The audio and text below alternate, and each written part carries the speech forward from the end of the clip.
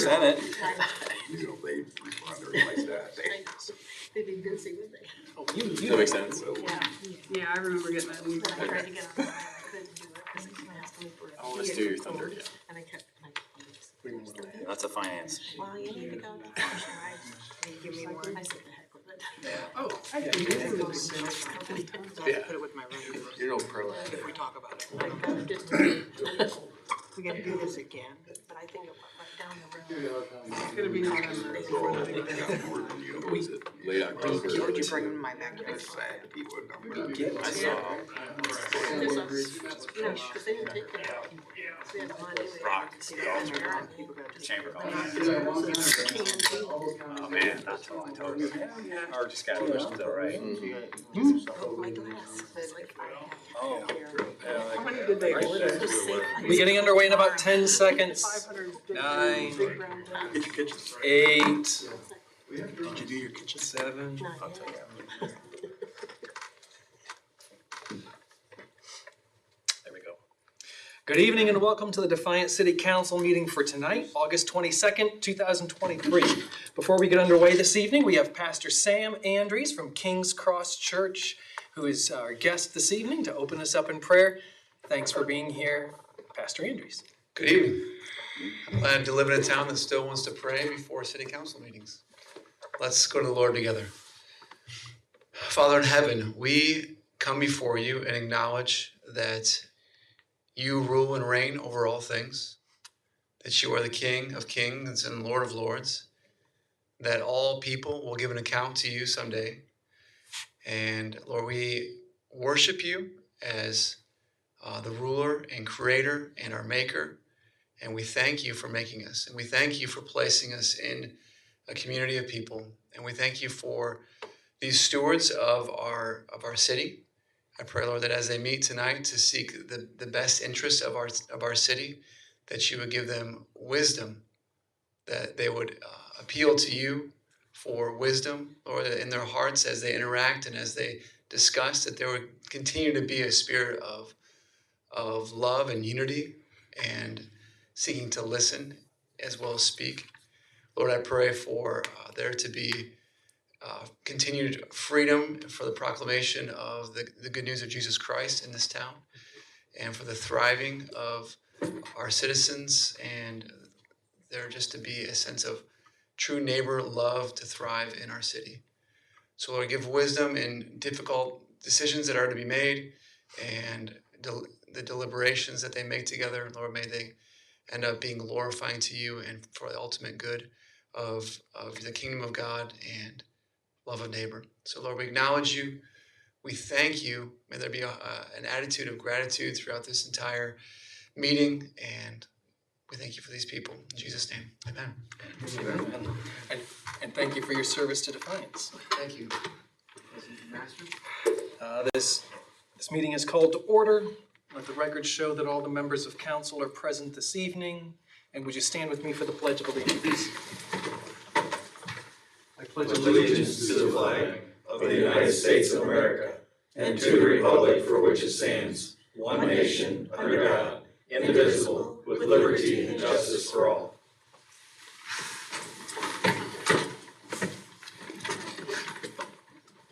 This evening, as we get underway, we have a special guest who's here to speak to us. We have Josh Felix, who's here to speak about the city's electric aggregation program. Thanks for being our guest this evening. Yes, absolutely. Good evening, everyone. Thank you for having me.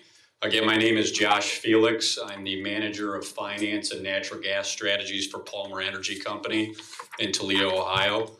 Palmer Energy is contracted through AMPO Inc. to provide sub-consultative energy services to AMPO's communities. AMPO is and has been the city's authorized aggregation program manager for the past 15 years, and AMPO and Palmer effectively work in tandem to provide energy consultative services on behalf of the city's electric aggregation program. AMPO Inc. is a wholly owned subsidiary of American Municipal Power, AMP, who provides competitively priced and reliable wholesale power supplies to over 130 member electric municipal systems across 9 different states throughout the Midwest and Northeast. The city's electric government aggregation program is a great tool for a community to utilize. The program, which selects a supplier, a term length, and a supply rate per kilowatt hour through a competitive bidding process where certified electric suppliers submit various pricing proposals for the city's ultimate selection. The program provides the opportunity for residents and small commercial businesses to participate via an opt-out mailer process at no additional costs or fees to the end users. At least once every contract cycle, or at a minimum of every 3 years, each program participant and every newly eligible participant, and when I say newly eligible participant, I talk about people that have previously not lived inside the city's boundaries, that have moved inside the city's boundaries, or that have simply opened up a new electric account through Toledo Edison. But all eligible customers are issued a letter from the selected program supplier providing details of the city's aggregation program, and at that point, they have the option to opt out if they so desire. But if a resident or small business wishes to participate and remain in the program, no further steps need to be taken on their own accord. All customers who receive that opt-out letter are automatically enrolled again unless they determine to not participate. And for those that determine to not participate, they either receive their electric supplies directly from Toledo Edison or through a third-party power supplier of their own choosing. Any prospective customer who is eligible can leave the program or join the program at any time per their discretion with no termination fees for leaving or added costs to rejoin.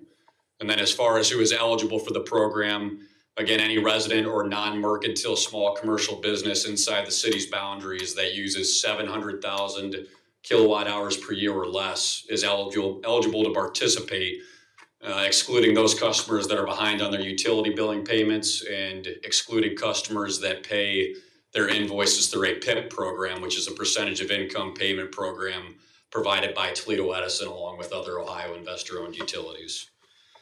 As far as the current program is supplied by Energy Harbor for a 36-month time span from May of 2021 through April of 2024 at a program rate of 4.69 cents per kilowatt hour.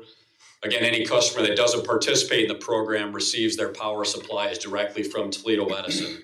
And many customers have seen via the news or from the Public Utilities Commission of Ohio news alerts regarding increases in utility electricity costs beginning this summer. Customers that are enrolled in the city's aggregation program are insulated from these increases that are happening right now. Effectively, Toledo Edison and other Ohio utilities hold annual auctions in which suppliers bid into to determine the final clearing price that Toledo Edison ultimately charges the customers that are with it on its full utility supply. And these auctions take place well in advance of when the bidding prices actually show up on consumers' invoices. So in between 2021 through 2022, as I'm sure most people remember, energy prices both overseas and domestically rose precipitously amidst rising inflation, the Russian invasion of Ukraine, which forced strange geopolitics, and then amidst the United States continuing to become a prominent figure in the natural gas export market. But the market is staring at that roiled energy markets during this time frame is now effectively being borne out in the default service rates that Toledo Edison is charging its customers that are on its full service supply, which are currently at around 11 to 12 cents per kilowatt hour. And again, to reiterate, the city's program is currently at 4.69 cents per kilowatt hour. So with that, we're elated to report that an average resident in the city's program has saved close to an estimated $300 just this summer alone between the months of June through September relative to a consumer that is on direct supply with Toledo Edison. And then in tandem, a small commercial business has saved close to an estimated $600 just this summer alone relative to a customer that would be serviced fully by Toledo Edison. Furthermore, since the beginning of the current contract term, an average resident has saved about $500 over the course of the term, and an average commercial participant has saved close to an estimated $1,000 in total. And keep in mind, these are average savings. Customers who use more electricity than the average participant inherently have saved more, even though their total net cost has been higher over the corresponding time frame, and vice versa.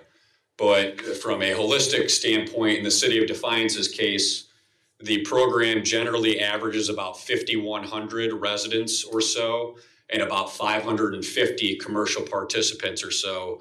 And granted, that total fluctuates on a monthly basis as customers come into and out of the program. But you can do the math on the overall dollars that have stayed in the community via the success of the program. Somewhere to the tune of a little more than $3.1 million just since the beginning of the current contract term. And again, we still have another 7 months past September of this year remaining on the current contract term. But in conjunction with that, we are reviewing new supplier bids for the upcoming aggregation renewal in May of next year, May 2024. Wholesale power rates have fallen materially since the end of last year, mainly driven by the warm winter that we had nationwide. We had the third warmest winter in the past 50 plus years, which drove down demand levels precipitously at the same time that natural gas production was hitting record peak levels, all of which allowed for near record or heavily and quickly replenished underground storage levels as far as natural gas is concerned. And the reason that this is important is because the natural gas market is really key in the primary driver in electricity rates, due to the fact that natural gas is the prominent fuel source of electric generation in the United States.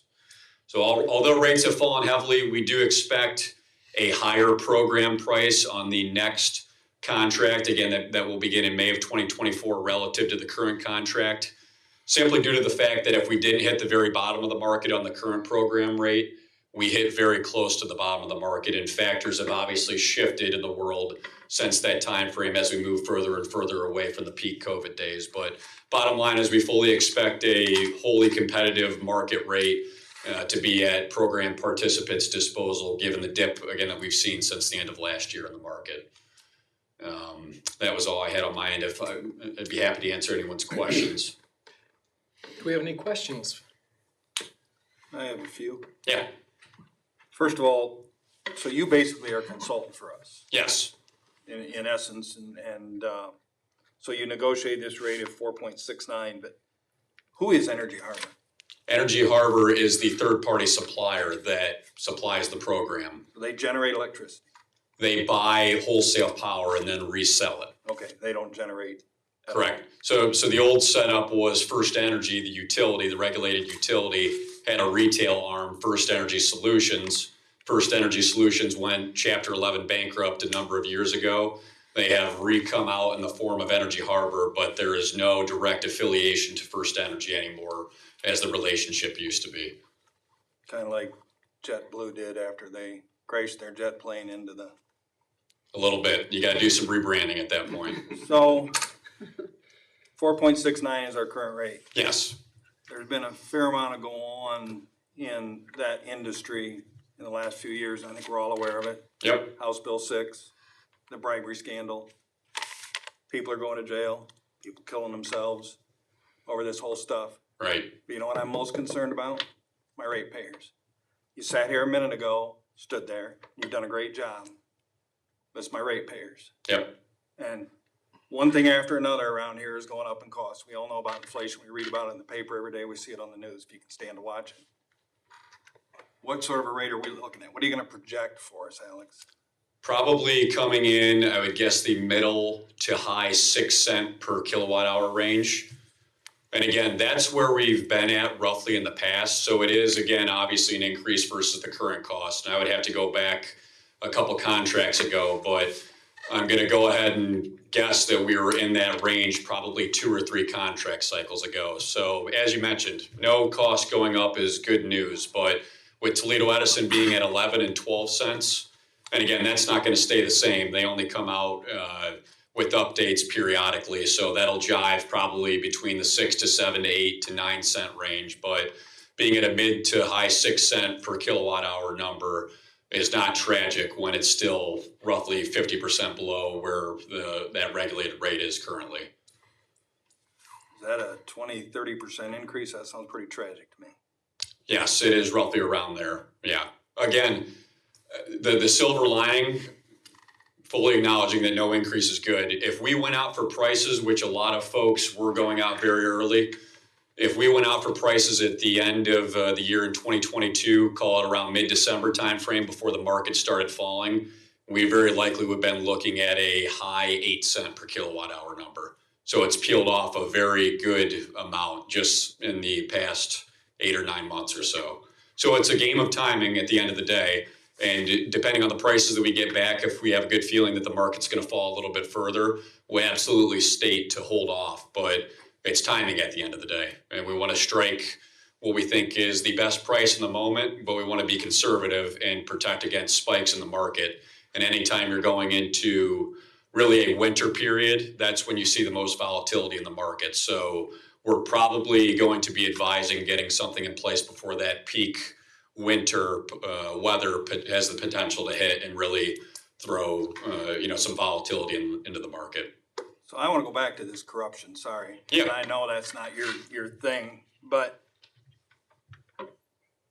what's that costing us? All that corruption, all that bribery went on, all those trials. It's an embarrassment. It's an embarrassment. It should be an embarrassment for the state legislature. It should be an embarrassment for the governor. It should be an embarrassment for a lot of people. But what I want to know of that 30, 40%, whatever it is, how much is that as a result of this, all this scandal? So you're talking about the increase from the current contract Correct. to the new contract. That has no bearing on this. This is completely a market-based thing in what we're looking at for a new contract rate. So House Bill 6, everything that you're mentioning, completely legitimate. I don't have a good sense of what that costs the average ratepayer. What I can say is that the credits that are coming back are generally in the $7 to $8 range. So obviously not very much per residential customer.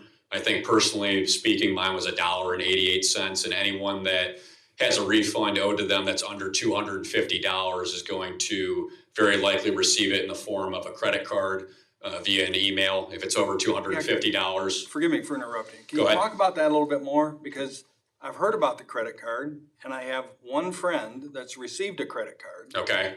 But has anybody here received a credit card?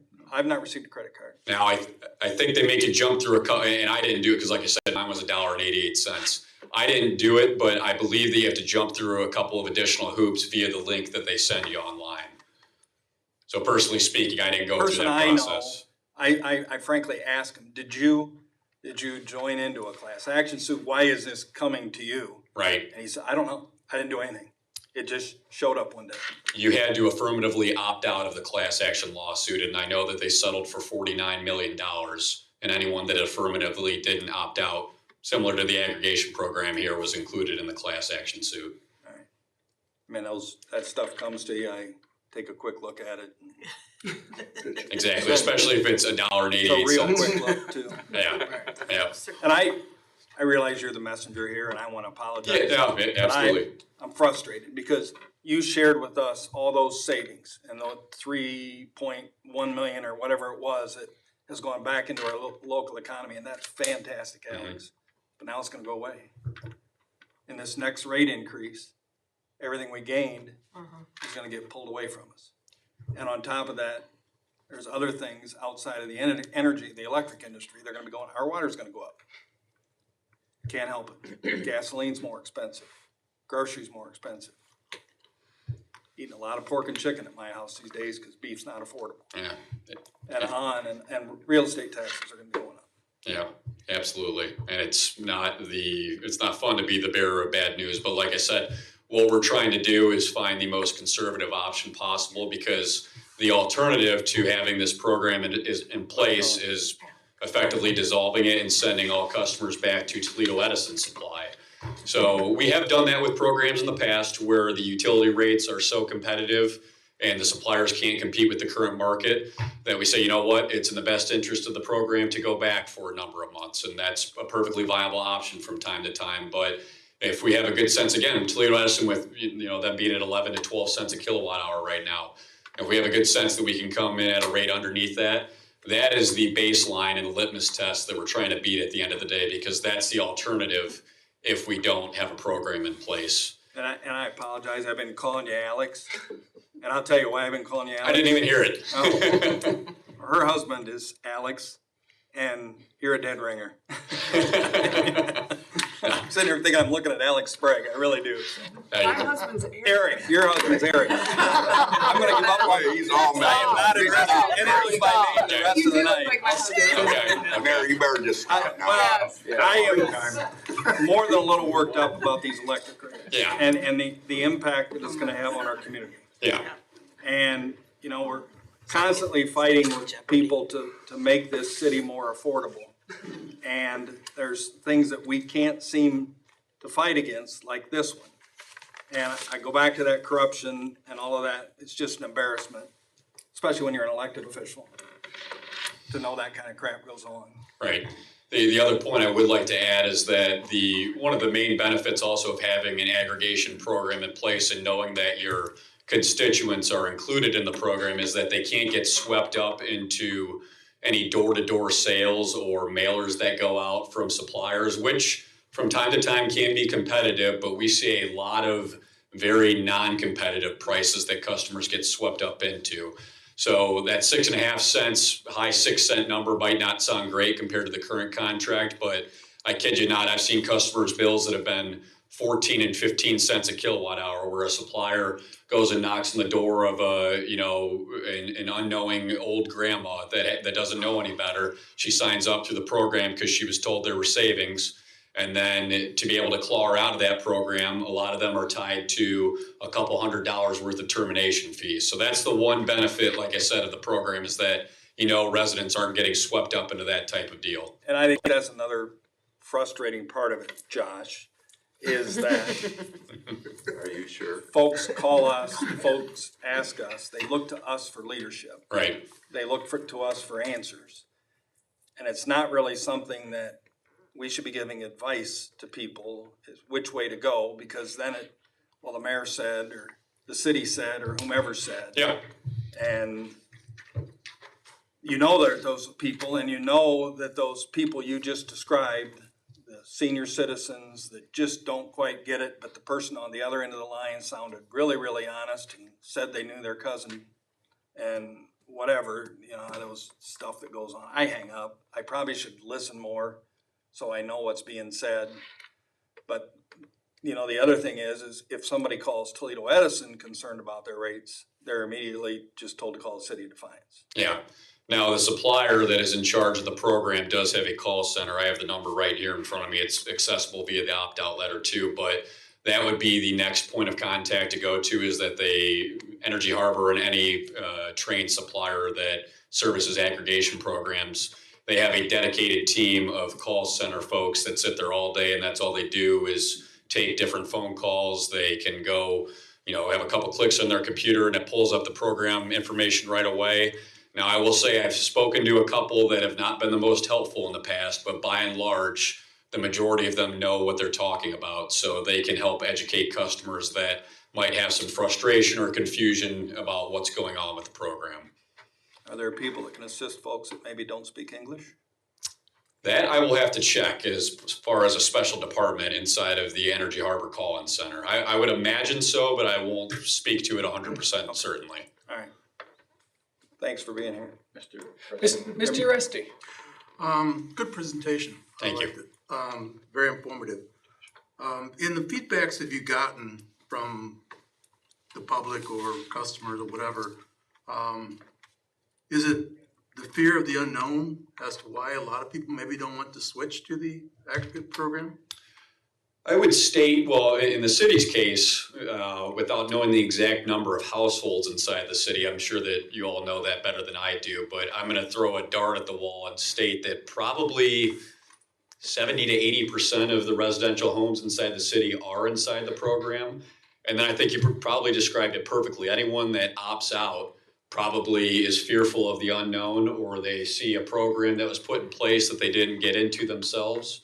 And automatically it's not a good thing because of that. They didn't choose it themselves. But if customers do their homework, which that's our job, is to do the homework for them, but I get it on the other end of the spectrum as well. If they want to do their homework and they can go online and on the Public Utilities Commission of Ohio website, you can shop at an apples to apples site and look at competing supplier offers and basically judge what the current market is versus what the aggregation program rate is at, versus also what Toledo Edison is at. So there are endless options out there. Again, we're going to all of the suppliers that we have in our handbag to find the most viable and conservative option for the city. And anyone that wants to go do something on their own accord, they're more than welcome to do it. They can get out of the program and rejoin it at no cost at any time. Great. So I think that was a little bit roundabout of what you're asking, but. No, it basically tells me pretty much what it is. Okay, Thank you very much. yeah. Mr. Mast? To kind of boil this down for the folks at home, because I've heard some people express concern about the rates possibly seeing rates doubled or more than expected. They do need to make sure they go to their bill and see Energy Harbor stated on their bill, correct? Yeah, that's correct. They are in the aggregate program. On the right-hand portion of your Toledo Edison invoice, kind of in the middle section is where Energy Harbor and that 4.69 cents per kilowatt hour should be showing up. And again, that's the piece that we do have control over. The piece from Toledo Edison is the large industrial customers. We don't really have any negotiation there. That's regulated by the Public Utilities Commission in Toledo Edison, and they do have to play inside of a sandbox as far as where they can throw those rates around, but we don't really have any negotiation for that piece. Mrs. Kretsch? Is it only for Defiance city residents or anybody right outside city limits could also be a part of the program? So you're talking about maybe someone that has a city, a Defiance mailing address, but yeah. It all depends on the supplier. Most of them don't police the boundary lines too hard, but at the same time, they don't want to get their hands slapped by the Public Utilities Commission, so they do have to have some semi-stringent checks and balances in place. So I will, like I said, I will say that the majority of customers, if it's kind of 50-50 in the supplier's eyes, they'll let them into the program. But if that prospective customer calls the call center for Energy Harbor and asks to be put in the program, Energy Harbor will then tell them if they're eligible or not. Okay. And these suppliers use very high GIS, geocode mapping systems to determine if customers are inside of city boundary lines or not. Mr. Matt? Yes, well, actually, it was in regards to Councilwoman Crutch. From the county perspective, we did business with Palmer Energy for years. They're a very trusted entity. If someone is outside of the city limits and they're looking to get into an aggregation program and their particular township doesn't do it, they can talk to their township trustees to set up a rate, just like what the city gets, what some of the townships in the county get. So Yep. Is it still part of Toledo Edison? it just depends on what it locks in. It depends on your area Okay. in the state. Okay. Yeah. Yep. That's the first thing I asked me. The Edison isn't necessarily the electrical supplier throughout the county. Yeah. Mrs. What Crutch. was that? The Edison isn't necessarily the electrical supplier throughout the county. You go out south of Defiance city limits, and that's AEP. Right, Yeah. okay. Yeah. Yeah, I knew that. Mr. O'Donnell? So this contract expires April 2024. Would we expect to go out for bids on? We actually have a bid on the street. We have pricing offers coming back. Is it this week or next week? Very soon. So we'll have an update out, I would imagine, within the next 2 to 3 weeks maximum, if not sooner. So we would know well before April what kind of Yes, we're looking yeah. And so like I said, if the iron is hot to strike now, just given market conditions, then we'll advise to do it now or do it, recheck in a month or 2 months, whatever it may be. But that's why we try to get the process going a little bit sooner, so we're not right up against the end date and have to lock into that rate on that given day at the very end of the finish line.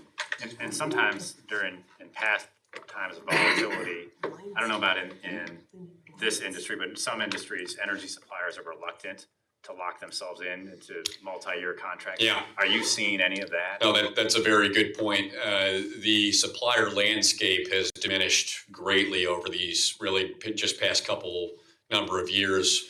COVID was a tough time for every business, and suppliers weren't any different than that. And then right after COVID, you had the market hysteria take over in 2021 and 2022.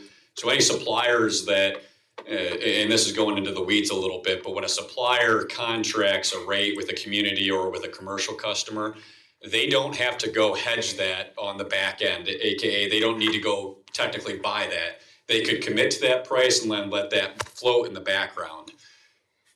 Suppliers that did that over the past few years got burnt pretty badly because they were then exposed to the market spiking, and you saw a lot of companies either go under or get purchased up really quickly from other companies. So that, like I said, that's driven down the supplier landscape big time to where we used to get frequently, 8, 9, 10 bid responses back, and really it's dwindled down to a handful or less of suppliers that are out there that still want to play ball. And that's not necessarily a bad thing because, like I mentioned, a lot of these suppliers have purchased the assets of the smaller suppliers or competing suppliers. So they still have the economy of scale to provide highly competitive market rates. But you have seen that supplier landscape dwindle down a decent bit just over the past couple of years. Another question. Yes, sir. Reliability. Can we expect flip the switch and the lights come on, adjust the thermostat, the AC or the heat come on if it's electric?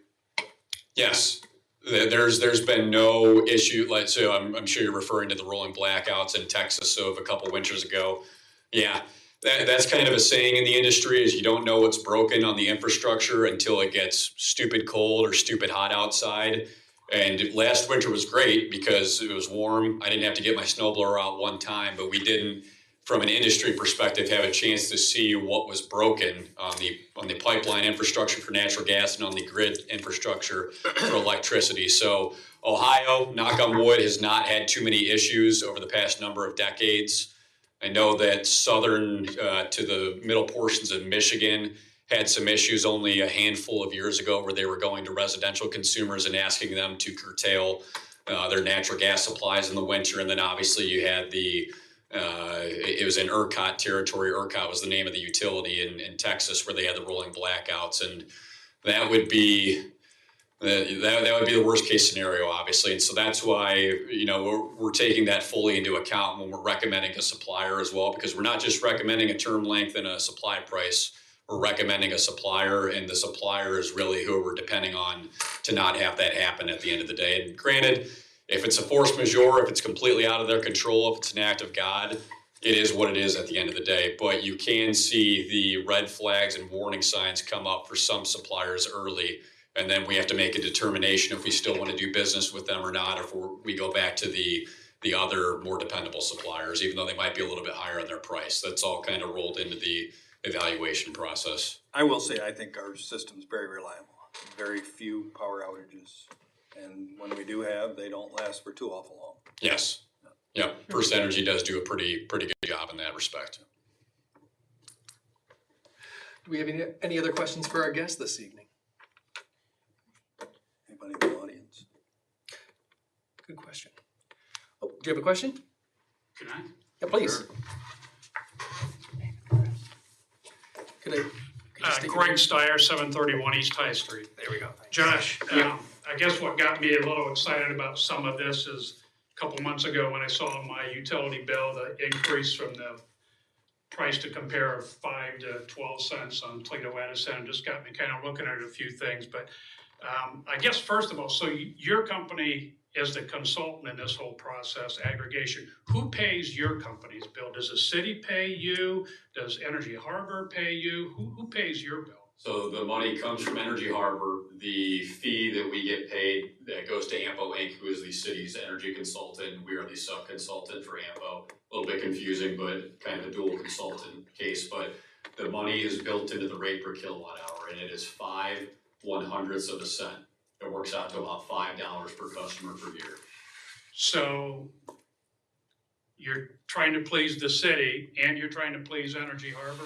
I'm just trying to understand. No. We don't work on, we negotiate with Energy Harbor. So we go to them and ask for prices. They come back with pricing proposals. So who pays your bill then? How does your bill get paid? The fee that we have included is included in the ratepayer's price per kilowatt hour. Okay. So that money though comes from Energy Harbor because the money, Gotcha. the money goes from. It's part of the quote, the rate is. Exactly. Okay. Customer pays Toledo Edison pays Energy Harbor pays AMPO Inc. and Palmer Energy.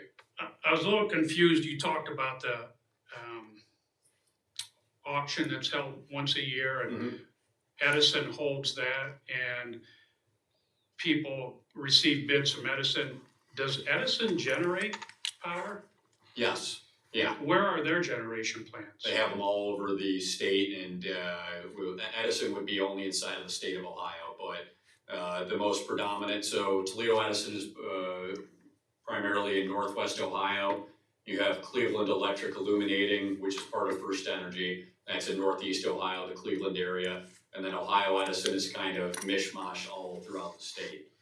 Okay, so those are those companies, they own the infrastructure, but where does our power, that you purchase, does that Energy Harbor, where is that nuclear plants in Ohio? Where is it produced at? So unless you enter into a renewables contract, then Energy Harbor is simply purchasing the power on their end, reselling it to the constituents. So Doesn't Energy Harbor own, like Davis Bessie, for instance? Again, that was the old setup where First Energy's retail arm was quote unquote First Energy Solutions, and First Energy, the utility, was an owner of Davis Bessie and the power plants. That's no longer the setup. Energy Harbor is detached from First Energy, the corporation. I get it that they're detached, but don't they still own, doesn't Energy Harbor own Davis Bessie and a couple other? Nope. Who owns Davis Bessie? That would be the Ohio electric utilities, investor-owned utilities. And then shareholders and everything else of that nature that trickle down. So I'm reading about a proposed sale of Energy Harbor and their operating plants to Vistra in Texas. Yep. Vistra is gonna buy Davis Bessie, for instance. So if that's part of it, then that's part of a separate part of the transaction. It sounded to me like it was about the whole deal, that they are buying the three nuclear plants. Perry, Davis Bessie, the Pennsylvania plant. They're not buying the coal-fired plants. Right. So Energy Harbor is gonna still have the coal-fired plants. Right. Yeah, so again, that's on the third-party generation side. Vistra is the parent company of Dynegy, who is a competing third-party supplier of Energy Harbor. So those are all rolled into a common transaction, but separate transactions at its core. Okay, I'm confused about that, I don't understand it, but I wanna move on, because why it has some significance to me is if those plants, and still has significance, if those plants are owned and operated and kind of controlled locally, and they are being sold to a Texas company who's gonna definitely be taking the highest bid for wherever they can get power, is that a concern for us that we're gonna be seeing more rolling brownouts in this part of the state? No, I don't think so. I don't think that the two are really intertwined too much, again, from a holistic standpoint. No, I think that was, like I said, that was a freak thing that happened in Texas. It showed that the grid wasn't prepared. They put parameters in place to where they said they were surefire, not gonna fail again. They didn't fail again, the past couple winters, although from reports I've read, they came somewhat close at times, but Have we had any close to be rolling brownouts here? in Ohio, none that have been reported, no. Last December, Christmas Eve wasn't a concern? It got very cold for that 2.5 to 3 or 4 day period or so. No, none that were reported to being close. If it wouldn't have been Christmas Eve and Well, the plants were already shut down? Well, our guest is here and you've been given time. Do you have any specific questions so that we can wrap up our special guest's presentation? No, no. All right. I do want to understand though about how, we talked a little bit about some of the citizens, how it affects the citizens of Defiance. So the people who opted out, can they opt in right now? Yes.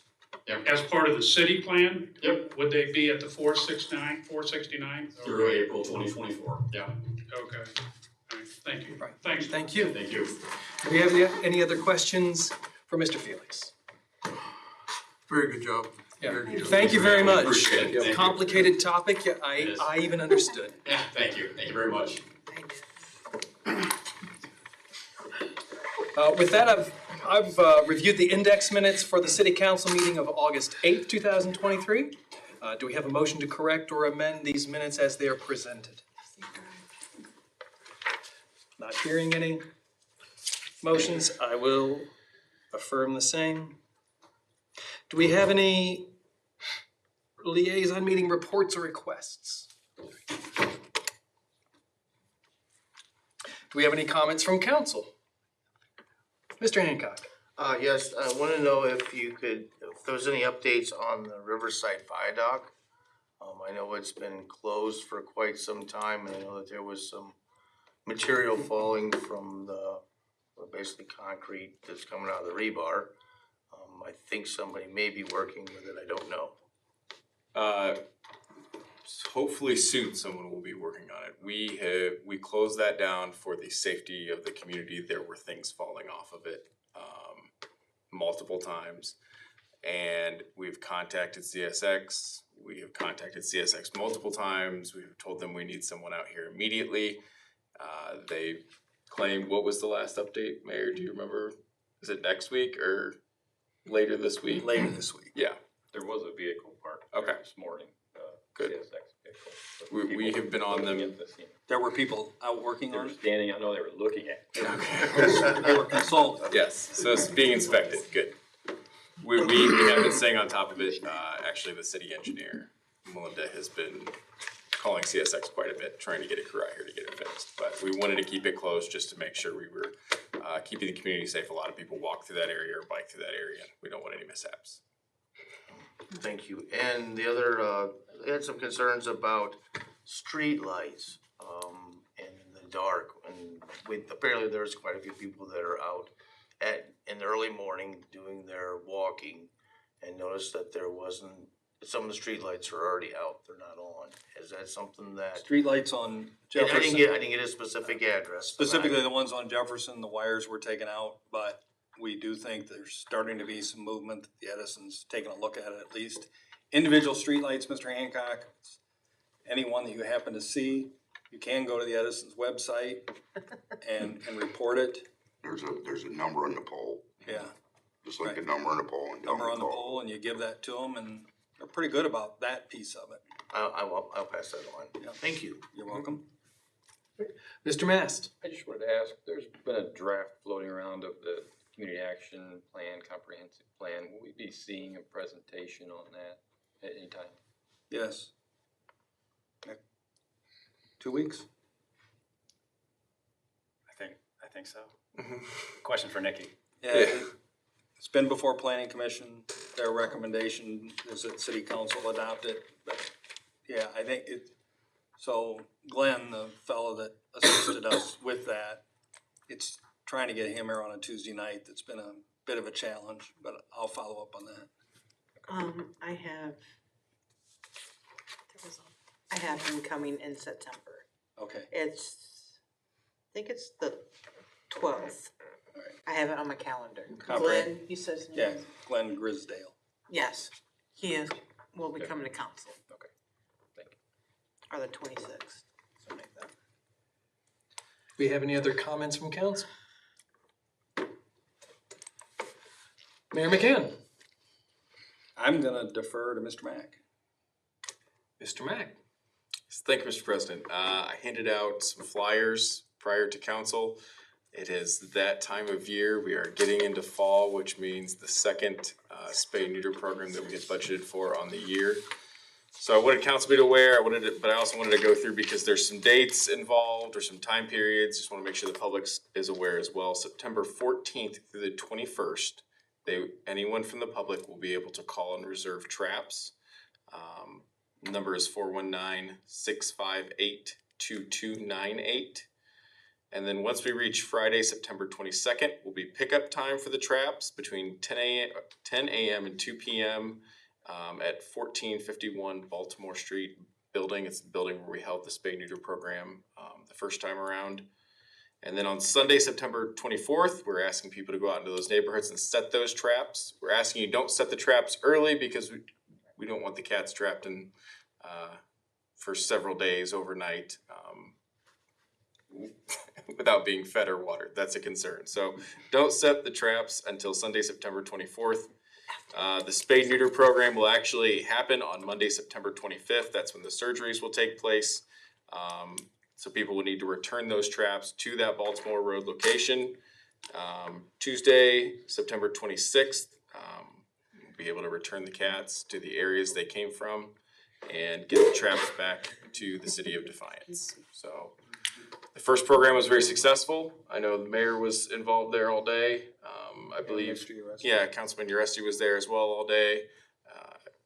seemed to be successful, Very, and so we're. a lot of positive comments from people, stopped by and also those that participated.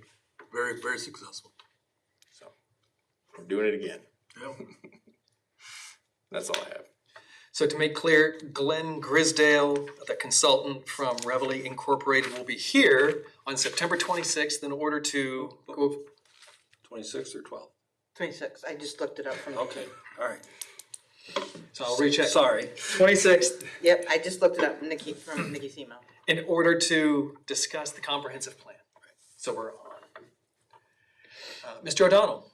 Thank you, Mr. President. I would request one executive session for a conference with the attorney for the public body concerning a dispute involving imminent court action, Ohio Revised Code, Section 121.22 G3. We have a request for an executive session this evening. So moved. So moved, Mr. Mast. Second. Second, Mr. Hancock. Mr. Engel? Yes. Mr. Corbett? Yes. Mr. Hancock? Yes. Mr. Rusty? Yes. Mr. Mass? Yes. Mr. Waxler? Yes. And Mrs. Crutch? Yes. So we'll have an executive session before we adjourn this evening. Anything else, Mr. O'Donnell? That's all for now. Ms. Sprague? I have a couple of things. I have purchase orders, national oil and gas, fuel for street, 16,244.84. I cannot see that. What is that? Deegan Excavating Company, cleaning of wet well at Kingsbury Lift Station, 19,122.68. Goliath Tree and Lawn Service, 2023 street tree contract, 18,600. Also an update on the whirler bins for recycling. The city received an email that the production of those bins is a little bit behind. They were expecting them late October, early November. So as soon as we have an update from them, we'll pass that along. Right. And that's all I have. All right, thank you. We do have several items of legislation for consideration this evening. Would you read the caption for the first? Ms. Elders.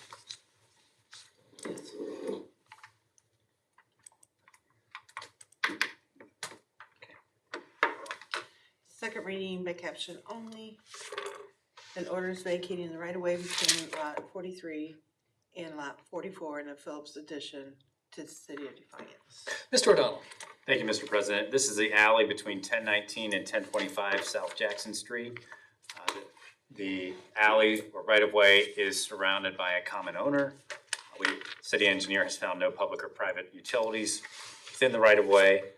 Planning Commission held a public hearing on this matter on July 17th and recommended vacation of the right-of-way.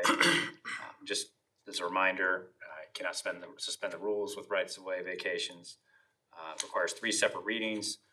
Therefore, I would recommend that you suspend or let the matter lie and advance the bill to 3rd reading on September 5th. Do we have any questions in these regards? First up. No questions, folks. Let lie. Motion to let lie, Mr. Engel. Second. Second, Mr. Mast. All those in favor of letting this issue lie until next time we convene, say aye. Aye. All those opposed? We will let this lie.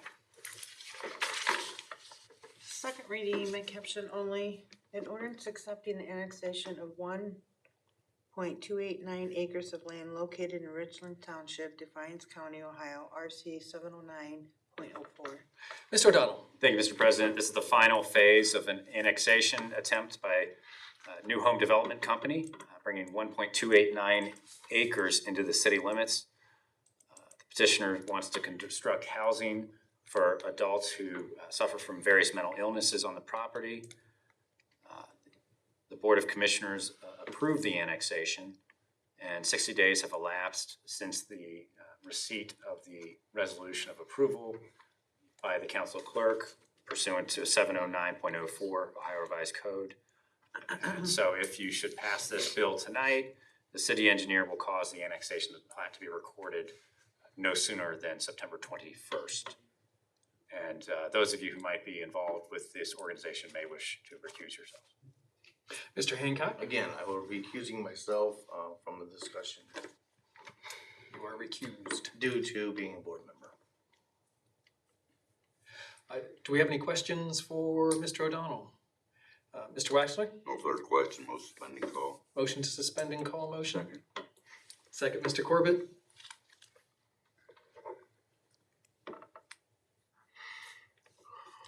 Mr. Rusty, Yes. Mr. Mass, Yes.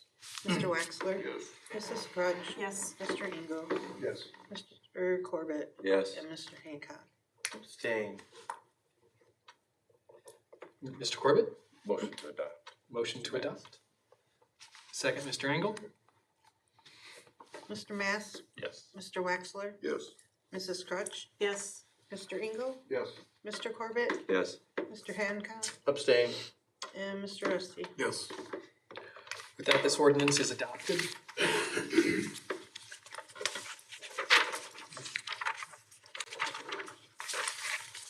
First reading by caption only, an ordinance approving the final development plan for the property located at 309 Latchell Drive. Mr. O'Donnell. Mr. President, the Planning Commission met on July 17th, 2023, and recommended this final development plan as submitted by Allied Development Company to you for your approval. And this is the 8th and final step in the planned unit development process. And should you pass this ordinance, and then the final plan may be recorded with the Defiance County Recorder. I would note that we are waiting, before it can get recorded, we are waiting for the stormwater management plan and the final civil plans for the engineering. Mr. Wagner assures us those will be in by the end of next week. I'm pushing them too. And we do have a representative from Ally here to talk about the project. Ross Oberhausen, Allied Development, 5618 Morningside Drive, Crestwood, Kentucky. I'm the CEO of Allied Development. I was here 3 weeks ago, spoke with some of you, some are new faces we didn't see. But some of the new things that we received late last week are some of our renderings for our building. Our construction plans, which kind of layer in with the civil plan, because they have to work together in tandem. The construction plans will be permit ready next Friday is what I'm being told. So that's what they're kind of waiting for, tying in the downspouts into the stormwater plan. So that's some of the holdup is on the architectural MEP structural engineer for Mr. Wagner. Again, this is a project that we're looking at doing. It's going to bring 65 assisted living, 29 memory care in the main building, which is going to be 83,000 square feet. And then we are also proposing to do 30 what I call villas or townhomes within 5 6-plex units. We don't have the renderings for the villas, but you can see the main building here as it's kind of situated along Latchell Drive. There's 21 acres. We are developing about half of that. We do have a dry detention pond. I apologize for my casualness. Mr. Sam Schweitzer and I were walking the property as we got our phase 1. There had been some dumping on there prior to me even being alive, I believe. So we were trying to find out where it's at and find someone to help clean it up. So we walked the property today, and we're excited about this. We're partnering with ProMedica in that we're purchasing the property, but we're also going to try to keep some of their walking paths, including the 5-foot wide sidewalk there, but also the green spaces as well too. So I kind of went over some of the numbers 3 weeks ago about the demand here in Defiance, and it's just a huge demand. When we look at it, if you don't look at the capture rate, it's about 150 currently for assisted living. And that's only going to go up, obviously, as our community ages. 10,000 people turn 65 every week in this country and will through the year 2029. You look at the average age of someone coming into an assisted living facility, and it's 83. So we are just about 23 years of continuous building and senior living. Currently, you have 2 communities in Defiance. In our market study, our market study, we went out about 16 miles radius in every direction and captured 14 different communities, a total of 630 beds. Of those 630 beds, there's an average occupancy of 96%. 2 of them, the 2 that you have here in Defiance City proper, one of them was 100% occupied. There are 5 that were total of 100% occupied. The lowest of any of the 14 was 92%. And that is just unheard of from the operational standpoint, because you stabilize a community like this at around 87 to 90%. So all 14 communities are at stabilization or above already. So again, it's something that I can sit here and tell you all day long. This is a need in your community, with the memory care being a standalone unit. Currently, the two operators here in town mix the memory care dementia residents with their general population. Ours will be in a separate unit, still secure. I will say it's not often we get renderings that include people walking on sidewalks. So thank you for that detail. Mr. Rusty. Again, I want to thank you for this project and the investment into our community. I think it's, as you said, it's much needed, and thank you. I appreciate it. There's no other questions, motion suspended. Oh, we have a question, Mr. Mack? Joe, you may have answered this before going over, but is this a phased development, or is it all in? So what you're seeing right now, this is what we'll break ground with. There is an additional 8 acres or 9 acres to the east of this project that we are not developing. That was pretty much determined by the hospital whenever we approached them with purchasing. They wanted us to take the whole 21 acres. Because the independent living demand is 140 units, we thought to ourselves, what a great area to build another development phase 2. But at this time, we're not proposing that. In our mind, yes, we have thought about the additional land with that demand for independent living to go on the opposite side of the current independent living. So everything in this development plan is? That's what you're looking at tonight, yes. If I come back, if we ever develop the other land, the other 8 acres to the east of our property, I'll be back in front of this board. Okay, thank you. And Sam would be very happy to get more houses for sale. Right. Alright, so we have a motion to suspend and call Mr. Rusty. Second, Mr. Waxler. Mr. Waxler? Yes. Mrs. Crutch? Yes. Mr. Engel? Yes. Mr. Corbett? Yes. Mr. Hancock? Yes. Mr. Rusty? Yes. And Mr. Max? Yes. Motion to adopt. Motion to adopt. Second. Second, Mr. Mast. Mrs. Crutch? Yes. Mr. Engel? Yes. Mr. Corbett? Yes. Mr. Hancock? Yes. Mr. Rusty? Yes. Mr. Mass? Yes. And Mr. Wax? Yes. Welcome to Defiance. I am so excited. I mentioned this before. I left my previous employer for Defiance as one of the 2 markets I wanted to build in, and he didn't want to build. So I said, well, it's time for me to start my own company, and this is my first project. I couldn't be happier. The last 3 weeks, I made a comment about I've never gone to a city council where they actually thanked me for considering coming to their market. So I am super excited. I know it's going to be a wonderful project for the community, and look forward to being neighbors. There you go. Thank you. And Thanks, with Ross. that, this ordinance is adopted. Thank you. Thank you. Yeah, give me a second. That's why I was holding on to that. First reading by caption only, an ordinance ratifying the engagement of Brecker Graydon LLP as special counsel for litigation involving the Maumee River Waterline Crossing construction project and declaring an emergency. Mr. O'Donnell. Mr. President, this ordinance actually goes way back a few years to early 2021. We had the former city administrator and the newly minted assistant to the city administrator gaze out into the Maumee River over by that island. What's the name of that island? Preston Island. And what they saw was clear, clean water. And the newly minted assistant to the city administrator said, oh, well, maybe we're done with the Ohio EPA. And the answer was somewhat less optimal than that. It was that we had a major water line breach underneath the river bed, and it was spewing water. So we had this unplanned $1 million plus project that we had to undertake as part of out of our capital budget in 2021, late 2021, early 2022. Fast forward to early this year, January 5th, there was a subcontractor working on the trenchless, trenchless boring, trenchless excavation on the project. The subcontractor hit one of our older water mains on the south shore, or just past the south shore of the Maumee River, over by the sheriff's office off Beatty, and it caused some damage, and it caused some delays in the project, and forced us to design some changes to the project.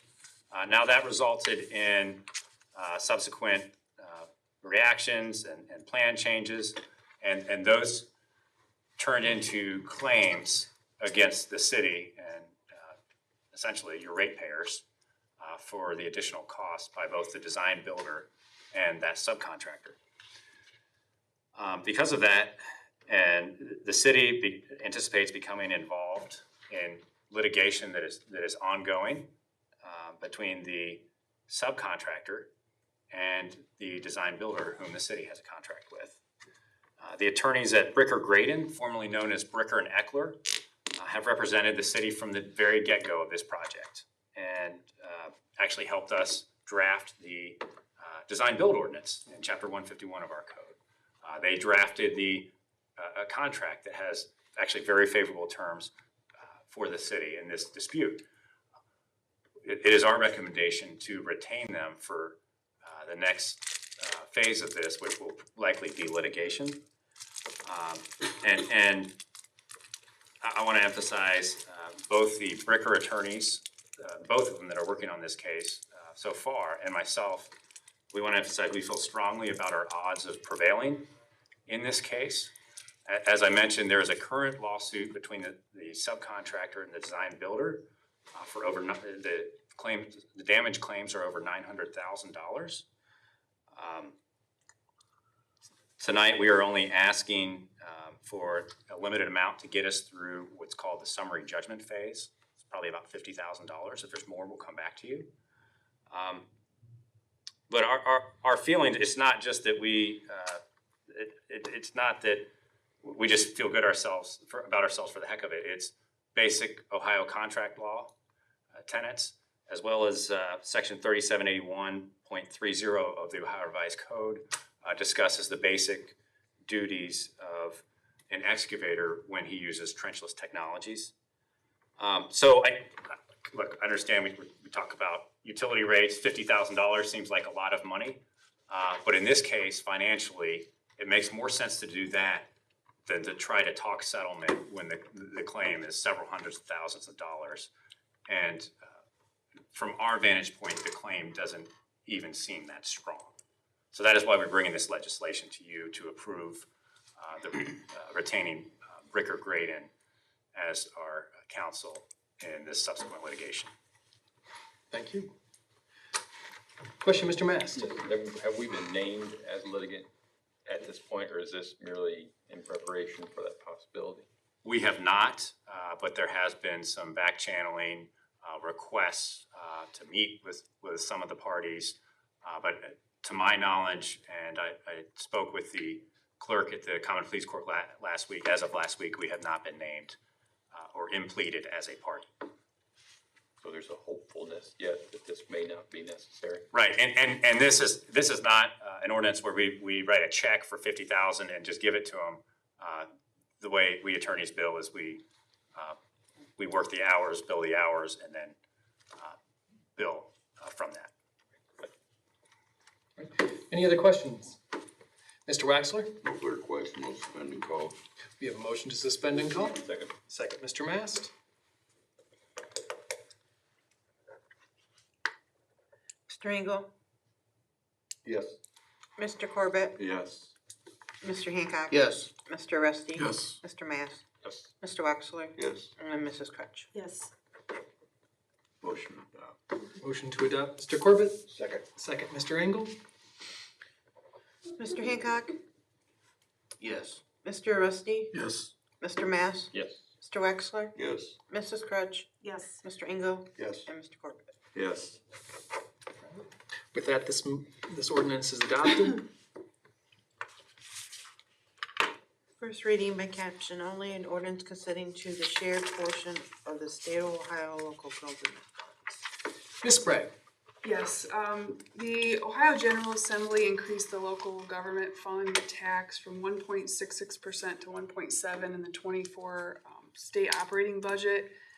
So the Defiance County Budget Commission met and voted to appropriate 15.8% to the city in the amount of $213,449.94 in the 24 in their 24 budget.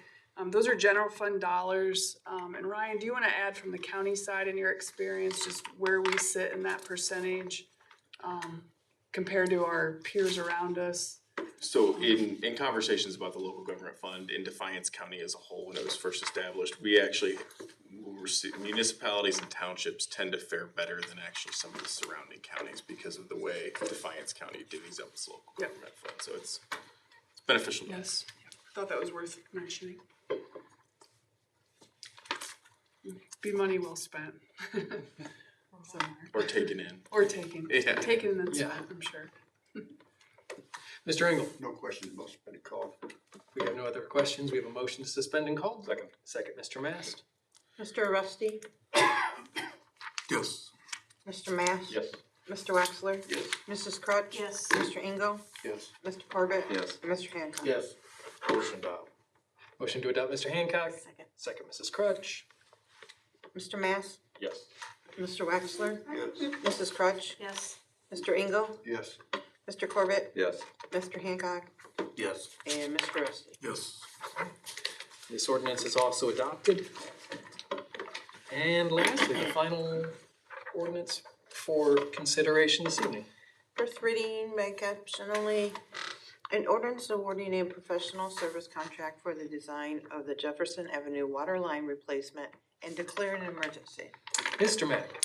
Yes, thank you, Mr. President. Council, this ordinance in front of you enters the city into a contract for design work, just the design work portion to replace the Jefferson Street water line. ODOT is planning to resurface Jefferson in 2025. The city engineer and our water distribution divisions believe that that line should be replaced. So it makes sense to get that work done before we get a new resurfacing job done. The replaced line would be from Downs to East Second Street. The goal is to get it designed yet this year, be ready for construction next year. As an added bonus to doing a project like this, we may be able to take care of some of the stormwater problems that have plagued the viaduct area there. So there's actually a split in where the money's coming from to pay this design. Part of it would be from water and water distribution, and the other part from our MS4 stormwater collection. So should be some grant money available for this? not for the design work, to my knowledge. I didn't know since the state was involved, I thought it was worth asking. When the state repaves, we tend to have to pay them for the privilege of doing that, so. But it's worth asking. Yes. You never know. Do we have any other questions for Mr. Mack in these regards? No further questions. Motion to suspend the call. We have a motion to suspend and call. Second. Second, Mr. Corbett. Mrs. Crutch? Yes. Mr. Engel? Yes. Mr. Corbett? Yes. Mr. Hancock? Yes. Mr. Rusty? Yes. Mr. Mass? Yes. And Mr. Wexler? Yes. Motion adopted. Motion to adopt, Mr. Waxler. Second, Mr. Mast. Mr. Engel? Yes. Mr. Corbett? Yes. Mr. Hancock? Yes. Mr. Rusty? Yes. Mr. Mass? Yes. Mr. Wexler? Yes. And Mrs. Crutch? Yes. This ordinance is also adopted. Now, before we adjourn for this evening, we do have an executive session, but before we stretch our legs for a few minutes, do we have any citizens' concerns? Without any, we can stretch our legs for a few minutes. We'll enter executive session before we adjourn for the evening.